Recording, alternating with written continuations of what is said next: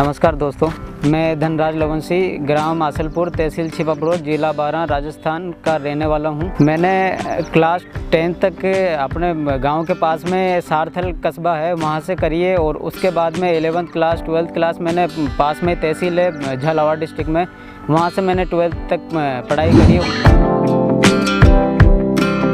उसके बाद मैंने प्री BSTC का एग्ज़ाम दिया था। एग्ज़ाम में प्री BSTC एग्ज़ाम फाइट होने के बाद मुझे कॉलेज मिला था BSTC के लिए कोटा में।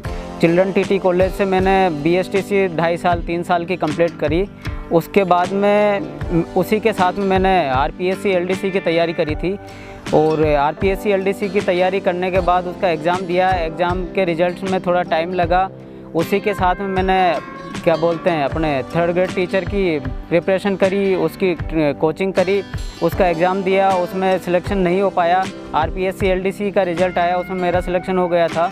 और उसके बाद में हाई कोर्ट LDC का एग्ज़ाम दिया, उसमें भी मेरा सिलेक्शन हो गया था। हाई कोर्ट LDC वाली मैंने ज्वाइन करी। 4 जनवरी 2018 को मैंने कोर्ट वाले LDC में ज्वाइनिंग ली थी।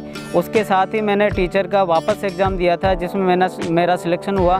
फिर उसके बाद में मैंने LDC से रिज़ाइन करके और 3rd ग्रेड टीचर की नौकरी ज्वाइन करी, और 4 साल के लगभग मैंने इसमें नौकरी करी और फिर रिज़ाइन कर दिया। जॉब के साथ ही मैंने डेयरी का भी स्टार्ट किया था। डेयरी का भी चल रहा है, मुझे लगभग 4-5 साल हो गए डेयरी स्टार्ट किए। और डेयरी में थोड़ी समस्याएं चल रही थी। चारे की महंगाइयाँ बढ़ने की वजह से डेयरी का मार्जिन काफ़ी डाउन हो गया था। उस मार्जिन को कवर करने के लिए मैंने हरे चारे की किल्लत को पूरी करने के लिए हरे चारे के मार्जिन को बढ़ाने के लिए मैंने मुनाफे से 40 बीघा ज़मीन ली। उस 40 बीघा में मैंने चारा बोने की प्लानिंग करी। चारे के साथ में मैंने 20 बीघा में सोयाबीन करने की प्लानिंग करी थी। सोयाबीन का अच्छा सीड मिला, उसकी अच्छी ट्रेनिंग करी, अच्छे से उसकी प्रिपरेशन करी। सोयाबीन की अच्छी खेती करने के बाद उसमें रिज़ल्ट अच्छा मिला। उसके बाद में मैंने सब्ज़ी की खेती स्टार्ट करी। सब्ज़ी में भी अच्छे रिज़ल्ट्स मिल रहे हैं, इसलिए मैंने खेती की तरफ मेरा रुख किया है। मुझे खेती करते हुए लगभग 9 से 10 महीने हो गए सर। मेरे पास अभी 40 बीघा है। 40 बीघा के अंदर ही अभी प्रेजेंट टाइम पे मैंने सब्जी की खेती कर रखी है, जिसमें 10 तरह की सब्जियां लगा रखी हैं।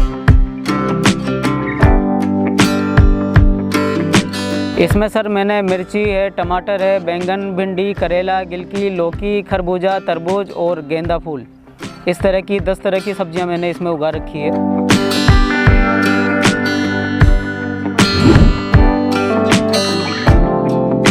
इसमें सर ये पूरा इजराइल बेस्ड टेक्नोलॉजी से सारी सब्जियां मैंने उगा रखी है। इसमें मल्चिंग विधि से, ड्रिप सिस्टम से, बेड सिस्टम पे मैंने सारी सब्जियां उगा रखी है।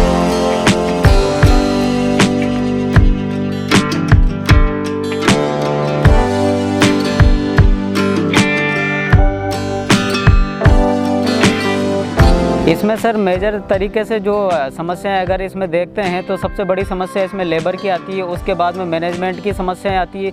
तीसरे नंबर पे अपन देखें तो क्लाइमेट वाली समस्या आती है, जो नेचुरल समस्या होती है। और पहले नंबर वाली, दूसरे नंबर वाली समस्या का अपन समाधान कर सकते हैं। क्लाइमेट वाली जो समस्या रहती है उसका कोई समाधान नहीं होता।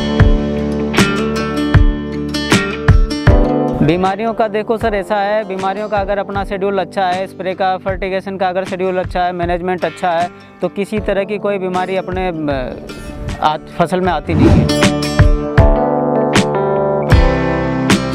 मेरा सर लगभग 1.5 महीना प्रोडक्शन को चालू हो गया। 1.5 महीना पहले जब स्टार्ट ही हुआ था तब 6,000-7,000 रुपये पर डे से प्रोडक्शन चालू हुआ था, और बीच में मेरा 80-90 हज़ार रुपये पर डे भी पहुंच गया था। अभी जैसे खरबूजा और तरबूज की फसल पूरी तरह ख़त्म हो चुकी है, हार्वेस्टिंग कंप्लीट हो चुकी है, तो थोड़ा प्रोडक्शन डाउन हुआ। लगभग 13 बीघा में मेरे खरबूजा और तरबूज था। जब इसका प्रोडक्शन डाउन होने के बाद में मेरा अभी डेली का प्रोडक्शन लगभग 40 से 50 के बीच में, 1000 के बीच में निकल रहा है।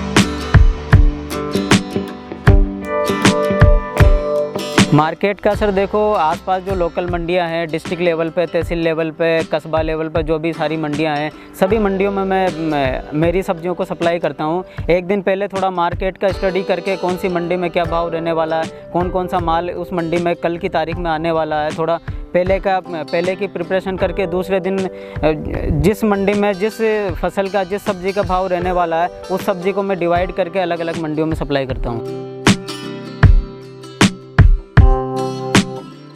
देखो सर, जिस तरह से अपने इंडिया में ट्रेंड चला हुआ है कि खेती एक तरह से घाटे का सौदा है, मैं भी इसको एक तरह से घाटे का सौदा मानता था। मैं खुद भी पहले बचपन से देखता आ रहा हूँ, मेरे मम्मी पापा खेती करते हैं, गांव में सारे लोग, गांव के लोग सब लोग खेती करते हैं। इन सब चीज़ों को मैं देखता आ रहा था, तो लगभग मैं भी यही चीज़ें मानता था कि खेती घाटे का सौदा है, खेती नुकसान का सौदा है।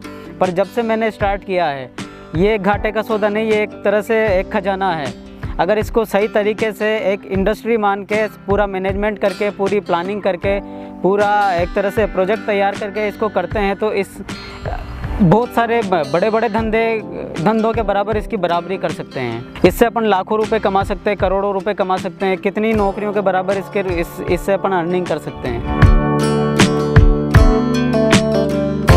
अभी मैंने 12 बीघा और ज़मीन इसके बगल में जो है वो लीज पे ली है। उसमें डेयरी का जो पहले से मेरा सेटअप चल रहा है, उसको यहाँ ट्रांसफ़र करके इधर सेटअप करने का है। और उसके साथ में गार्डनिंग का, स्विमिंग पूल वगैरह, रेस्टोरेंट, इस तरह के मेरे प्लान है अभी, जिस पे स्टडी चल रही है। 1 साल बाद वो सारे इस्टेब्लिश होने वाले हैं। सभी दर्शकों को मेरा तो संदेश ये है कि अगर अपने हाथ में कुछ नहीं है, अपने पास कुछ नहीं है, कोई आइडिया नहीं है, कोई प्लान नहीं है, तो सबसे पहले 1 बीघा से 2 बीघा से अपन को खेती स्टार्ट करनी चाहिए। मॉडर्न तरीके से, हाईटेक तरीके से, इजराइल टेक्नोलॉजी बेस्ड खेती अपन को स्टार्ट करनी चाहिए। उसकी प्लानिंग करके, उसकी स्टडी करके, ट्रेनिंग करके अगर इस खेती को अपन अपनाते हैं तो इसमें बहुत पैसा है।